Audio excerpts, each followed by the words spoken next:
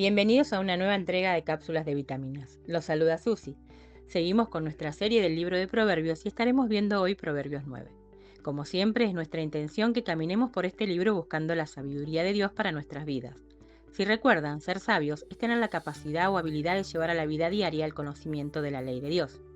Si crecemos en conocimiento, debemos ser capaces de ponerlo por obra. Esto es la madurez para el cristiano. Recibir la salvación es el principio de una vida consagrada a Dios, y es nuestra responsabilidad caminar con ese fin. Así que, hermanos, os ruego por las misericordias de Dios que presentéis vuestros cuerpos en sacrificio vivo, santo, agradable a Dios, que es vuestro culto racional. Romanos 12:1. En Proverbios 8 se nos dice con suma claridad que si hallamos la sabiduría hallaremos la vida. Sumerjámonos en la palabra de Dios y prestemos atención al rey Salomón para obtener los tesoros de la sabiduría.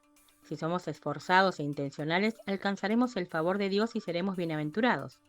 Será como árbol plantado junto a corrientes de aguas que da su fruto en su tiempo y su hoja no cae, y todo lo que hace prosperará. Salmo 1:3. Hasta ahora hemos visto cómo Salomón nos introduce a Proverbios, explicándonos el propósito del libro, que es adquirir sabiduría para vivir vidas conformes a la voluntad de Dios, y el tema que es la sabiduría misma. Luego nos enseña cómo un padre sabio instruye a su hijo a buscar y atesorar la sabiduría. Continúa con el llamado urgente de obtener sabiduría porque nada la iguala en valor, porque ella te ayudará a obedecer los mandamientos de Dios, te guardará, te guiará y te protegerá y te dará grandes beneficios. Por último, nos enseña que la sabiduría es eterna, proviene de Dios y que fue partícipe de la creación, que ella nos enseña a temer al Señor, porque este es su principio, y por ella encontraremos la vida. En Proverbios 9, Salomón usará como ilustración la invitación a una cena, y veremos cómo la sabiduría, una vez más, nos vuelve a invitar a abrazarla y amarla, porque ella nos da vida, y que despreciar sus caminos e ir tras la invitación de la necedad solo nos llevará a la muerte. Podemos ver una similitud con la parábola de la cena que Jesús enseñó en Lucas 14. Comencemos con los versículos 1 al 10. Vemos cómo la sabiduría estableció sus fundamentos y firmemente apoyado sobre ellos construyó su casa. Hizo los preparativos para la cena, preparó una buena comida y un excelente vino aromatizado con especias, y dispuso la mesa. Luego envió llamar a sus invitados. ¿Quiénes son ellos? La sabiduría llama a los ignorantes y a los de mente y voluntad débiles, que son fáciles de engañar, pero que aún son enseñables.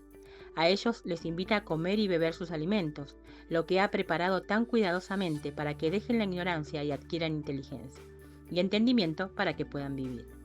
Y nos advierte que debemos evitar corregir, instruir o discutir con los burladores, aquellos que desprecian la corrección porque no la desean, y solo obtendremos desgracia, odio y nos ganaremos enemigos. Debemos enseñar, corregir e instruir al sabio, al que es enseñable, y ganará su amor y amistad porque aumentará su doctrina, su enseñanza crecerá y será aún más sabio. ¡Qué interesante! La sabiduría nos está hablando. Prestemos atención a nuestro alrededor e identifiquemos a aquellos que desean aprender, que buscan crecer, que están dispuestos a ser enseñados. A esos se nos dice que debemos instruir, enseñar y capacitar en el temor de Dios y el conocimiento del Altísimo. Esto se llama discipulado. Debemos ser como el fiel Epafras, que leemos en Colosenses 1, 7 y 9. Como lo habéis aprendido de Epafras, nuestro consiervo amado, que es un fiel ministro de Cristo para vosotros, por lo cual también nosotros, desde el día que lo oímos, no cesamos de orar por vosotros y de pedir que seáis llenos del conocimiento de su voluntad en toda sabiduría e inteligencia espiritual.